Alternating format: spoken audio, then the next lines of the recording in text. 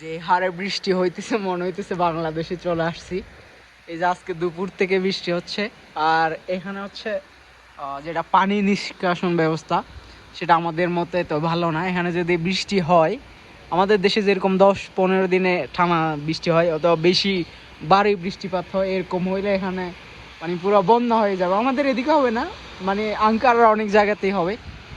Metro স্টেশনে পানি ঢুকে যাবে, কারণ হচ্ছে এখানে ম্যাক্সিমাম মেট্রো হচ্ছে আন্ডারগ্রাউন্ড আর কি, আমাদের দেশের মতো না তো। কিন্তু ওয়েদারটা জোস, ঘুমানো যাবে একদম ভালো মতো করে। এই যে চারদিকে মানে একদম বৃষ্টি, মানে পুরো বাংলাদেশের একটা ভাইব, ঠান্ডা ঠান্ডা, অনেক জোরে বৃষ্টি পড়তেছে। নর্মালি এত এত বেশি বৃষ্টি হয় না আর কি, বাট আজকে মানে পুরাই অন্যরকম, মারাত্মকভাবে বৃষ্টি হচ্ছে। কিন্তু আমার তো ভালোই লাগতেছে, মানে বাংলাদেশে একটা ফিল পাচ্ছি।